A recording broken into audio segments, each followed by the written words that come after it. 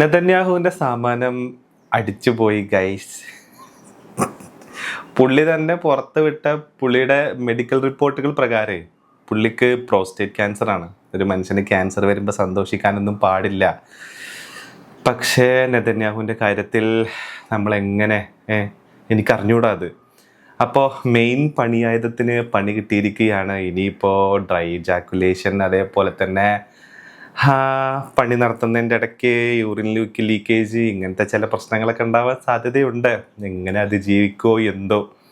അപ്പോൾ പുള്ളി ഇത്രയും കാലം അത് പുറത്ത് വിടാതിരുന്നതിൻ്റെ റീസൺ എന്ന് പറയുന്നത് ഇനിയിപ്പോൾ ശത്രുക്കൾക്ക് ഇത് കിട്ടി, ശത്രുക്കൾ അതൊരു ചർച്ചാ വിഷയമാക്കി മാറ്റിയാലോ എന്ന് വിചാരിച്ചിട്ടാണ് അത്രയും പുള്ളി അത് പുറത്ത് വിടാതിരുന്നത്. അപ്പോൾ പണ്ട് AI വിഷയങ്ങളൊക്കെ ഉണ്ടായില്ലേ, ആ സമയത്ത് പുള്ളി മുങ്ങിയത് മിക്കവാറും ഇതിൻ്റെ കീമോ, ഇതിൻ്റെ റേഡിയേഷൻ തെറാപ്പിയൊക്കെ ചെയ്യാൻ വേണ്ടിയിട്ട് പോയതായിരിക്കും. ഇപ്പോൾ ഒക്കെ കംപ്ലീറ്റ് സുഖമായി ഫുൾ സെറ്റ് ഫുൾ ഓക്കെ ആണെന്നാണ് ഇപ്പോൾ പറയുന്നത്. പിന്നെ നമുക്ക് എന്ത് വലിയ നോക്കാൻ പറ്റില്ലല്ലോ അവിടെ മൊത്തം ഓക്കെ ആണോ എന്നുള്ള കാര്യത്തിൽ. അപ്പോൾ അങ്ങനെയൊക്കെയാണ് നെതന്യാഹുവിൻ്റെ കാര്യങ്ങൾ പോയിക്കൊണ്ടിരിക്കുന്നത്. ഈ കാര്യം പറയുന്ന സമയത്തേ നമ്മളിങ്ങനെ ഒരു മനുഷ്യനെ ഒരു രോഗം വരുന്ന സമയത്ത് നമ്മൾ അതിനെ ഇങ്ങനെ ഭയങ്കരമായിട്ട് ആഘോഷിച്ച് പറയുന്ന പോലെ, അല്ലെങ്കിൽ ഒരു സന്തോഷം പ്രകടിപ്പിച്ച് പറയുന്നത് അങ്ങനെ പറയാൻ പാടില്ല. പക്ഷേ ഉണ്ടല്ലോ, അച്ഛനും അമ്മയും നഷ്ടപ്പെട്ടിട്ടുള്ള 1 വയസ്സും അതേപോലെ തന്നെ 1.5 വയസ്സും പ്രായമുള്ള ഒരുപാട് അനാഥ കുട്ടികൾ ആ ഗസയിൽ ഇപ്പോഴും ഉണ്ട്. അച്ഛനും അമ്മയും നഷ്ടപ്പെട്ടു, അതിൻ്റെ കൂട്ടത്തിൽ ചിലപ്പോൾ ഒരു കണ്ണ് പോയിട്ടുണ്ടാവും, ചിലപ്പോൾ ഒരു കാല് പോയിട്ടുണ്ടാവും, ചിലപ്പോൾ ഒരു കൈ പോയിട്ടുണ്ടാവും. ഇങ്ങനെ ജീവിക്കുന്ന എയ്ഡിൽ കിട്ടുന്ന ഭക്ഷണത്തിന് വേണ്ടി ക്യൂ നിൽക്കുകയും അവിടെ നിന്ന് ഭക്ഷണം വാങ്ങി കഴിക്കുകയും, അതേപോലെ തന്നെ നമ്മൾ കണ്ടതാണ് കുറേ കുട്ടികൾ പുല്ല് കഴിക്കുന്നത്. ഈ അവസ്ഥയിലോട്ട് അത്ര കുട്ടികളുടെ കണ്ണുനീരും അത്തരം കുട്ടികളുടെ ശാപം ഉണ്ടാവും എന്നുള്ളതാണ്. ഒരു വീഡിയോ എന്നെ ഭയങ്കരമായിട്ട് വിഷമിപ്പിച്ചിട്ടൊരു വീഡിയോ ഉണ്ട്. ഒരു 4 വയസ്സുണ്ടാവുള്ളായിരിക്കും ഒരു പയ്യൻ, 3-4 വയസ്സുള്ള ഒരു പയ്യൻ. അവന് ഈ ഈ എയ്ഡ് കൊടുക്കുന്ന സ്ഥലത്ത് നിന്ന് ഒരു ബക്കറ്റിൽ അവൻ്റെ ഫാമിലിക്കുള്ള ഭക്ഷണം വാങ്ങിച്ചുകൊണ്ട് പോവുക. അവൻ ആ ചോറ് വാങ്ങിച്ചുകൊണ്ട് പോകുന്ന അവൻ ആ ബക്കറ്റ് പൊക്കാൻ പറ്റുന്നില്ല. അവൻ്റെ ഫാമിലിക്കാണ് കൊണ്ടുപോകുന്നത്. അവൻ ആ ബക്കറ്റ് പൊക്കാൻ പറ്റുന്നില്ല ആ കുട്ടിക്ക്. അവനിട്ടത് എങ്ങനെയൊക്കെയോ എട്ടങ്ങാറായിട്ട് അവന് അത് പൊക്കി എടുത്തുകൊണ്ട് പോകുമ്പോൾ അവൻ എവിടെയോ കാല് തട്ടി വീഴുകയാണ്. ആ വീഴുന്ന സമയത്ത് അവൻ്റെ കയ്യിൽ നിന്നുള്ള ആ ഭക്ഷണം മൊത്തം നിലത്ത് പോവുകയാണ്. അവൻ അവിടെ നിന്ന് കരയുന്നൊരു കരച്ചിലുണ്ട്. നമുക്ക് ചിന്തിക്കാൻ പറ്റുമോ അങ്ങനെ ഒരു കാര്യത്തിനെ? അപ്പോൾ അത്ര അധികം കുട്ടികളുടെ ശാപം ഉണ്ടായിരിക്കും, അത്ര അധികം കുട്ടികളോട് അനാഥരായി. എന്താ പറയുക, ഭർത്താവ് മരിച്ച ഭാര്യ മക്കളും മരിച്ച് ഒറ്റപ്പെട്ടു പോയ മനുഷ്യർ, അതേപോലെ തന്നെ മക്കളെല്ലാവരും മരിച്ചിട്ട് വൃദ്ധരായിട്ടുള്ള ആൾക്കാർ മാത്രം ബാക്കിയാവുന്നത്. ബാക്കിയായിട്ടുള്ള ആൾക്കാർ അരക്ക് താഴെ തളർന്ന ആൾക്കാർ, കാല് നഷ്ടപ്പെട്ട ആൾക്കാർ, കൈ നഷ്ടപ്പെട്ട ആൾക്കാർ. ഇങ്ങനെ ഗസയിലുണ്ട്, വെസ്റ്റ് ബാങ്കിലുണ്ട്, ലെബനോനിലുണ്ട്. അപ്പം ആ വിഷ്വലൊക്കെ കണ്ട ആൾക്കാരുടെ ഒരു വികാരം അറിയണമെന്നുണ്ടെങ്കിൽ ഇതിൻ്റെ കമൻറ്റ് സെഷൻസ് ഒന്ന് വായിച്ചു നോക്കിയാൽ മതി. അതായത്, ദൈവമേ മാരകമേറിയ ക്യാൻസറോടെ ജീവിപ്പിക്കണേ, അങ്ങനെയൊന്നും ഈ നാരയെ നീ എടുക്കല്ലേ, നരകിക്കുന്നത് ലോകം കാണണം, നീ നരകിക്കും ഉറപ്പാണ്, അതിലേറെ വലിയ ശിക്ഷ നിന്നെ കാത്തിരിപ്പുണ്ട്. പിന്നെ അങ്ങനെ ചാകരുത്, വേദന തിന്ന് വർഷങ്ങൾ നരകിച്ച് കിടക്കണം, ബോധം വേണം, അനങ്ങാൻ സാധിക്കരുത്, അസഹ്യമായ വേദനയിൽ പുളയണം, ഓരോ അവയവങ്ങളിലും മുറിച്ചു മാറ്റപ്പെടണം. പിന്നെ വരുന്നത്, ഇവനെ പെട്ടെന്ന് കൊണ്ടുപോകല്ലേ, നരകിച്ച് സഹിച്ച് ഒരു തുള്ളി വെള്ളം കിട്ടാതെ ചാകണം, നരകിച്ച് തന്നെ ചായണം. ആയുരാരോഗ്യം കുറഞ്ഞ ദീർഘായുസിന് വേണ്ടി പ്രാർത്ഥിക്കുന്നു.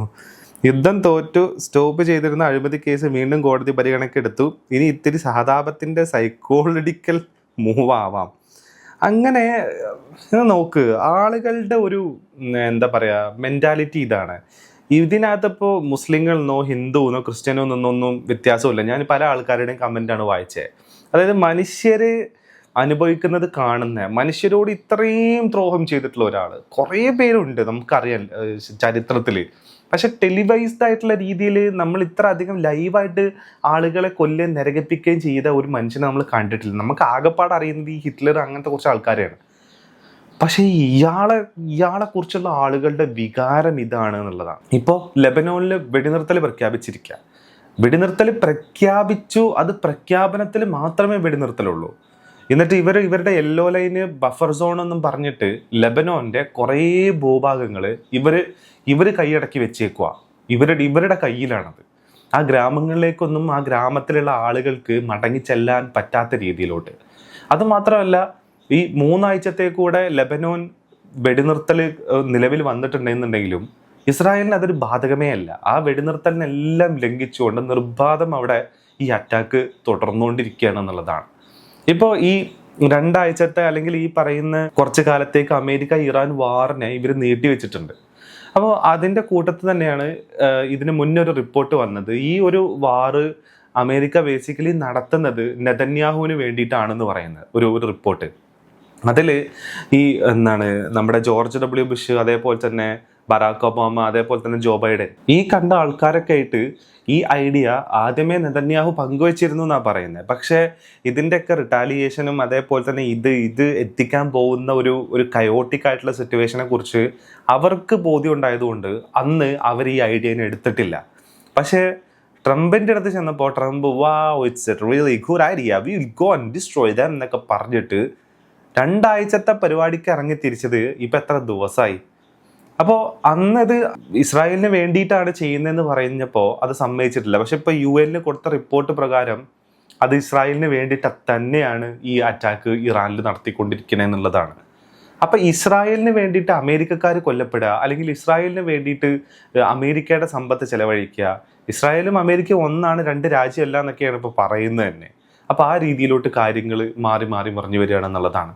അത് മാത്രമല്ല, ഇപ്പം ഈ വെടിനിർത്തൽ തന്നെ നീട്ടി വെച്ചേക്കുന്നത് ഇവരുടെ ആർട്ടിലറിയുടെ ഒക്കെ ഏകദേശം മിസൈലുകളുടെയും വെപ്പൺസിൻ്റെ ഒക്കെ ഏകദേശം 30% ഉപയോഗിച്ച് കഴിഞ്ഞു എന്നാണ് പറയുന്നത്. 30% ഉപയോഗിച്ച് കഴിഞ്ഞു എന്ന് പറഞ്ഞു കഴിഞ്ഞാൽ ഒരു ആർമിനെ സംബന്ധിച്ചിടത്തോളം ഇങ്ങനെ ഇത്രയും ടെൻസ്ഡ് ആയിട്ടുള്ള സിറ്റുവേഷനിൽ അത് അവർക്ക് ഭയങ്കര ബുദ്ധിമുട്ട് തന്നെയാണ്. അത് റീഫില്ല് ചെയ്യണം. ഇത് റീഫില്ല് ചെയ്യാൻ സമയം വേണം. അത് ഏകദേശം ഒരു പ്രൊഡക്ഷൻ നടത്തി അതിൻ്റെ ക്വാളിറ്റി ചെക്ക് ചെയ്ത് പിന്നെ ആർമിയിലോട്ട് അത് എടുത്ത് ഇതിനൊക്കെ സമയം വേണം. അപ്പോൾ ആ ഗ്യാപ്പിനെ, ആ വാക്വത്തിനെ ഫില്ല് ചെയ്യാൻ വേണ്ടിയിട്ട് എടുക്കുന്ന സമയമാണ് ഇതെന്നാണ് പറയുന്നത്.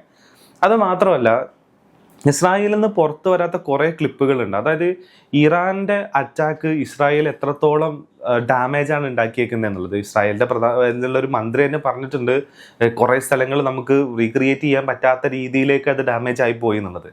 അവരുടെ അപ്പാർട്ട്മെൻറ്റ്സും അതേപോലെ തന്നെ ഈ പറയുന്ന സിവിലിയൻ ഏരിയാസും എല്ലാം നശിച്ചിട്ടുണ്ട് ഈ ഇറാൻ്റെ അറ്റാക്കിൽ. കാരണം ഇറാൻ ഇതുവരെ അവരുടെ മാക് 5 അല്ലെങ്കിൽ മാക് 3 പോലെയുള്ള ഇവരുടെ അയോൺ ഡോം സഞ്ചരിക്കുന്നതിനെക്കാട്ടും വേഗതയിൽ സഞ്ചരിക്കുന്ന മിസൈലുകളുടെ എണ്ണം വളരെ കുറച്ചേ അവിടെ ഉപയോഗിച്ചിട്ടുള്ളൂ. പക്ഷെ ഉപയോഗിച്ചതെല്ലാം തന്നെ ഇസ്രായേലിൽ പോയി വീണിട്ടുമുണ്ട്, നല്ല അടി കിട്ടിയിട്ടുമുണ്ട്. അത് മാത്രമല്ല, ഇവരുടെ ഈ ഡ്രോൺ സംവിധാനങ്ങളെ പ്രതിരോധിക്കാൻ വേണ്ടിയിട്ട് ഇവരുപയോഗിക്കുന്നത് എഗൈൻ ഈ അയൺ ഡോം പോലെയുള്ള സംവിധാനങ്ങളാണ്. അപ്പം അയൺ ഡോമിനെ ഇവർ ആദ്യമേ ഈ ചെറിയ മിസൈലുകളും അതേപോലെ തന്നെ ഡ്രോണുകളും യൂസ് ചെയ്യാനുള്ള കാരണമായിട്ട് പറയുന്നത് തന്നെ അയൺ ഡോമിൻ്റെ എണ്ണത്തിനെ കുറയ്ക്കുക എന്നുള്ളതാണ്. അപ്പോൾ ആ വാർ എങ്ങനെ ഡെവലപ്പായി പോകുന്നത് നമ്മൾ ആദ്യത്തെ വീഡിയോസ് നമ്മൾ കാണുന്ന സമയത്ത് ഇറാൻ്റെ ഡ്രോണുകളോ അല്ലെങ്കിൽ ഇറാൻ്റെ മിസൈലുകളോ ഒന്നും ഇസ്രായേലിൽ ഹിറ്റ് ചെയ്യുന്നതായിട്ട് നമ്മൾ കാണുന്നില്ല. പക്ഷെ പോകെ ഈ വെടിനിർത്തൽ പ്രഖ്യാപിക്കുന്നതിൻ്റെ മുന്നേ വരെയുള്ള വിഷ്വൽസ് നോക്കി കഴിഞ്ഞാൽ ഇറാൻ അയക്കുന്ന മിസൈലുകളെല്ലാം തന്നെ ഇസ്രായേലിൽ പോയി വീഴുന്നുണ്ട്. ഇവർക്ക് നല്ല നാശനഷ്ടം ഉണ്ടാക്കുകയും കൂടെ ചെയ്തിട്ടുണ്ട്. അപ്പോൾ ആദ്യം ഡ്രോണിനെ വിട്ട് ഇവരുടെ സ്റ്റോക്ക് പൈല് തീർക്കുന്ന പരിപാടിയാണ് ഇറാൻ ആദ്യം ചെയ്തത്. സ്റ്റോക്ക് പൈൽ ഏകദേശം തീരുമാനമായി എന്ന് കണ്ടപ്പോഴാണ് ഈ പറയുന്ന ഇവരുടെ മേജറായിട്ടുള്ള മിസൈലുകൾ ഉപയോഗിക്കാൻ തുടങ്ങിയത്. അതെല്ലാം പോയി ഇസ്രായേലിൽ വീഴുകയും ചെയ്തിട്ടുണ്ട്. അങ്ങനെ ഇസ്രായേലിൽ പോയി ഇനിയും വീണ പണി കിട്ടും എന്നുള്ള ലെവലിലോട്ട് വരുമ്പോഴാണ് ട്രംപ് എന്ത് ചെയ്യുന്നത്, ഈ വെടിനിർത്തലിനെ പ്രഖ്യാപിക്കുന്നത്. അങ്ങനെ വെടിനിർത്തൽ പ്രഖ്യാപിച്ച് ഇപ്പോൾ കുറച്ച് ഗ്യാപ്പ് കിട്ടി, സ്റ്റോക്ക് പൈലൊക്കെ റെഡിയാക്കി വെച്ചതിന് ശേഷം ഇന്നലെ ഇസ്രായേൽ പറഞ്ഞിട്ടുണ്ട് ഞങ്ങൾ ഫുൾ റെഡിയാണ് അറ്റാക്കിന് എന്നുള്ളത്. ഇനിയിപ്പോൾ ഇന്ന് ഇസ്ലാമാബാദിൽ ഒരു ചർച്ച നടക്കുന്നുണ്ട് ആസിം മുനീറിൻ്റെ നേതൃത്വത്തിൽ. അപ്പോൾ ആ ചർച്ചയിൽ ഒരു തീരുമാനമായില്ല എന്നുണ്ടെങ്കിൽ പഴയ പോലത്തെ തന്നെ വാറിലോട്ട് ഇത് വീണ്ടും എടുത്തെറിയപ്പെടും എന്നുള്ളതാണ്. കാരണം അവരുടെ സ്റ്റോക്ക് പൈലെല്ലാം റെഡിയാക്കിയിട്ടുണ്ട്. അതേപോലെ തന്നെ ഈ പറയുന്ന ഹോർമൂസിന്റെ ചുറ്റുപുറമുള്ള കപ്പലുകളിലുള്ള ആളുകൾക്ക് അല്ലെങ്കിൽ അതിലുള്ള നാവികർക്കുള്ള ഭക്ഷണവും അവിടുത്തെ സ്റ്റോക്ക് പൈലും എല്ലാം ഇവർ റെഡിയാക്കിയിട്ടുണ്ട്. അപ്പം അതിന് കിട്ടുന്ന ഒരു ടൈമായിരുന്നു ബേസിക്കലി ഈ പറയുന്ന വെടിനിർത്തൽ എന്ന് പറയുന്നത്. അപ്പം ഇസ്രായേൽ ഓൾറെഡി പ്രഖ്യാപിച്ചു കഴിഞ്ഞു ഞങ്ങൾ റെഡിയാണെന്നുള്ളത്. ഇനിയിപ്പോൾ ഇന്നത്തെ ചർച്ച ഏതെങ്കിലും വിധത്തിൽ അങ്ങ് അലസിപ്പോയി ഒരു തീരുമാനമാവാതെ പോയി കഴിഞ്ഞാൽ ഇമ്മീഡിയറ്റ് ആയിട്ട് തുടങ്ങും. പിന്നെ അതിൻ്റെ കൂട്ടത്തിൽ മൾട്ടിപ്പിൾ വാർഹെഡ്സിനെ ഇസ്രായേൽ തുറന്നിട്ടുമുണ്ട്. ഈ മൾട്ടിപ്പിൾ വാർഹെഡ്സിനെ തുറക്കാനുള്ള ഒറ്റ റീസണേ ഉള്ളൂ, അത് എഗെയിൻ നമ്മുടെ സാമാനം അടിച്ചു പോയ നെതന്യാഹു തന്നെയാണ്. കാരണം മൾട്ടിപ്പിൾ വാർ ഹെഡ്സിലാണ് രാജ്യം ഒരു യുദ്ധസമാനമായ സിറ്റുവേഷനിലാണ് നിൽക്കുന്നുണ്ടെങ്കിൽ കണ്ട അഴിമതി കേസിലൊക്കെയുള്ള വിചാരണ എന്ത് ചെയ്യും, മാറ്റിവെക്കപ്പെടും എന്നുള്ളതാണ്. ഇത് ഇയാൾ മരിക്കുന്നത് വരെ മരിക്കുന്നത് വരെ മാറ്റി വെക്കണം എന്നുണ്ടെങ്കിൽ എന്ത് ചെയ്യണം, എവിടെയെങ്കിലും പോയി ബോംബിട്ടോണ്ടേ ഇരിക്കണം എന്നുള്ളതാണ്. അപ്പൊ ഇങ്ങനെയൊക്കെയാണ് കാര്യങ്ങൾ പോയിക്കൊണ്ടിരിക്കുന്നത്. പിന്നെ അതിൻ്റെ ഇടയ്ക്ക് ഇവരുടെ മോസ്കിറ്റോ ഫ്ലീറ്റ് നടത്തുന്ന ആക്രമണങ്ങളുണ്ട് ഇറാന്റെ.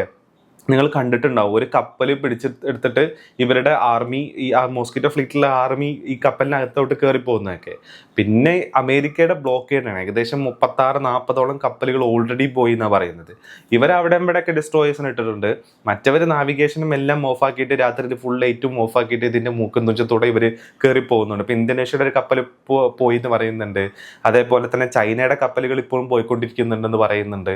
അപ്പം ഇതൊക്കെ ഇതിൻ്റെ ഇടയ്ക്ക് കൂടെ നടക്കുന്നുണ്ട് എന്നുള്ളതാണ്. പിന്നെ UAE, സൗദി അറേബ്യ ഒക്കെ നോക്കുകയാണെന്നുണ്ടെങ്കിൽ ഡോളറിനെ മാറ്റിയിട്ട് യുവാനിലോട്ട് മാറാനുള്ള ഒരു കളികൾ അവരവിടെ നടത്തിക്കൊണ്ടിരിക്കുന്നുണ്ട്. അപ്പോൾ ഇങ്ങനെയൊക്കെയുള്ള ഒരു ബീബിക്ക് വേണ്ടി ഒരു ബെഞ്ചമിൻ നെതന്യാഹുവിനും ഒരു ഇസ്രായേലിനും വേണ്ടിയിട്ട് നടത്തുന്ന നെറികെട്ട വൃത്തികെട്ട കളികളാണ്. അപ്പോൾ ഞാൻ ഇനിയൊരു വീഡിയോ ചെയ്യുന്നുണ്ട്, അമേരിക്ക ലോകത്ത് നടത്തിയിട്ടുള്ള യുദ്ധങ്ങളും അവരതിന് പറഞ്ഞ കള്ളങ്ങളും എന്നൊക്കെ പറഞ്ഞിട്ട്. അപ്പം നമുക്ക് അതിൽ കുറച്ചും കൂടി ഡീറ്റെയിൽ ആയിട്ട് നോക്കാം.